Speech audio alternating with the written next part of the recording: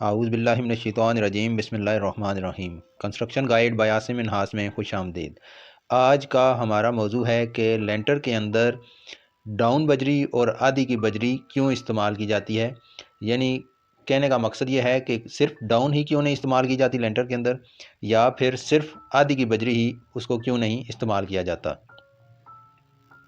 लेंटर दरअसल चार चीज़ों को मिलाकर एक बांड बनाया जाता है, जो कि पहले शटरिंग की जाती है और उसके ऊपर सरिया बांधकर फिर इसकी लेयर डाली जाती है 5 से 6 इंची की। तो इसके बाद 3 4 5 6 घंटे गुजरने के बाद जब ये ठोस शक्ल इख्तियार कर लेता है तो ये एक स्लैब बन जाती है।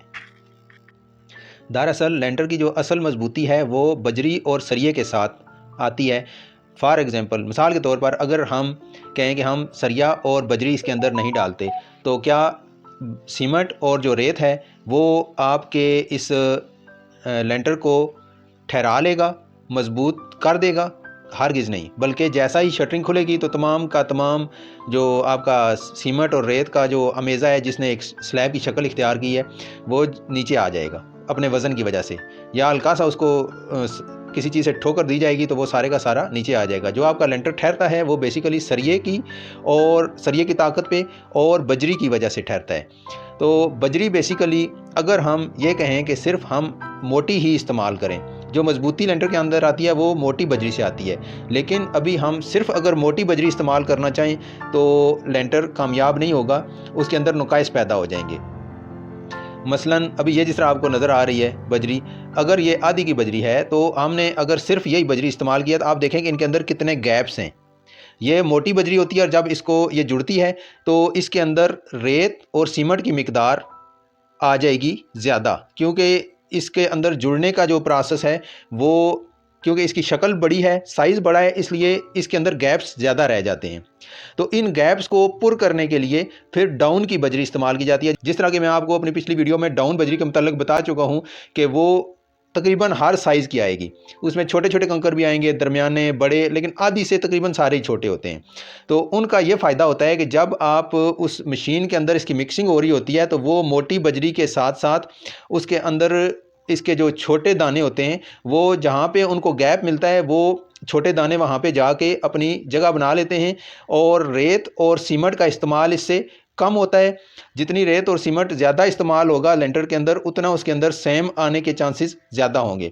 तो आपकी जो ये बजरी है, मोटी बजरी जो आधी की बजरी है, इसके साथ जब आप डाउन की बजरी इस्तेमाल करेंगे तो आपके एक तो ये फ़ायदा होगा आपको कि आपका जो सीमेंट है वो कम खर्च होगा, जो बांड है आपकी कम लगेगी, और दूसरा आपका जो लेंटर है वो सेम नहीं देगा, क्योंकि इसके अंदर आपने पत्थर की मिकदार जो है वो ज़्यादा रखी है। अगर आप डाउन की बजरी इस्तेमाल नहीं करेंगे तो फिर उसकी जगह लेने के लिए, इन गैप्स को पुर करने के लिए, जिस तरह अभी आप ये देखिए सामने स्क्रीन पर आपको नज़र आ रहा है, तो इन गैप्स को पुर करने के लिए फिर रेत और सीमेंट इसकी जगह पर जाएगा।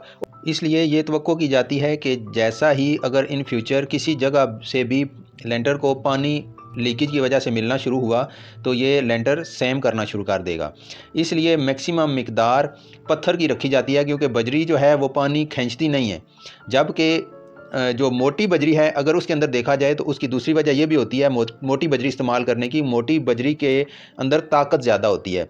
मिसाल के तौर पर अगर आप देखिए कि इस तरह के जो पत्थर हैं जो आधी के या पौनी के हैं या इंची मोटे हैं, तो इनको अगर आप तोड़ना शुरू करें, इसके मुकाबले में आप डाउन की बजरी को तोड़ें, हथौड़े के साथ ज़रब लगाएं, तो आप देखेंगे कि ये बहुत मुश्किल से टूटेगा और वो आसानी से टूटेगा। सेम इसी तरह रेत के अंदर कोई ताकत नहीं होती, जबकि जो आपका ये पत्थर है इसको तोड़ने के लिए अच्छे हाथ से ज़रबें लगानी पड़ेंगी, तो तब जाके, और जितना मोटा पत्थर होगा वो इतनी मुश्किल से टूटेगा, उसके अंदर इतनी ताकत ज़्यादा होगी। और ये पत्थर क्योंकि पानी जज़्ब नहीं करता, इसलिए बुनियादी तौर पर इस लेंटर के अंदर आधी की बजरी इस्तेमाल की जाती है। और इन गैप्स को पुर करने के लिए जो सामने आपको अभी हाथ में जिस तरह उठाया हुआ है और नज़र आ रहे हैं, तो इन गैप्स को, इन खलाओं को पुर करने के लिए डाउन की बजरी इस्तेमाल की जाती है, ताकि वो इन गैप्स के अंदर घुस जाए और मैक्सिमम लेंटर के अंदर जो मिकदार है वो बजरी की हो। लेकिन रेत और सीमेंट एज अ बांड वो काम करते हैं, वो सीमेंट और बजरी को अपनी जगह पर ठहराने के लिए वो बीच में इस्तेमाल किया जाता है केमिकल बनाकर, ताकि जो आपका लेंटर है वो अपनी शक्ल बरकरार रख सके। मैं उम्मीद करता हूँ कि आपको मेरी ये बात समझ आ गई होगी। अगर मज़ीद आप कुछ पूछना चाहें तो आप कमेंट सेक्शन के अंदर मुझसे सवालात कर सकते हैं। इंशाल्लाह मैं कोशिश करूँगा कि आपके सवालात के मैं बर वक्त जवाब दे सकूँ। रावलपिंडी और इस्लामाबाद के अंदर अगर आप अपना घर बनाना चाहते हैं तो आप स्क्रीन पर मेरा नंबर मौजूद है, मुझसे रब्ता कर सकते हैं। इसके अलावा मेरा नंबर डिस्क्रिप्शन के अंदर भी मौजूद है, वहाँ से आप मेरे साथ मेरे व्हाट्सएप नंबर पर मुझसे रब्ता कर सकते हैं। आपसे गुजारिश है कि अगर आपने अभी तक मेरे इस चैनल को सब्सक्राइब नहीं किया तो बराए करम मेरे इस चैनल को सब्सक्राइब कर दें, मेरी इस वीडियो को लाइक कर दें, इसे अपने दोस्तों और फैमिली के साथ शेयर करें ताकि ये मालूमात उन तक भी पहुंच सकें, और घंटी के बटन को भी प्रेस कर दें ताकि मेरी आने वाली हर वीडियो का नोटिफिकेशन आपको सबसे पहले मौसूल हो। अभी तक के लिए इतना ही। अपना ख्याल रखिएगा और मुझे अपनी दुआओं में याद रखिएगा। आसम नाज को इजाज़त दीजिए। अगली वीडियो में नए टॉपिक के साथ आपसे फिर मुलाकात होगी। अल्लाह हाफिज़।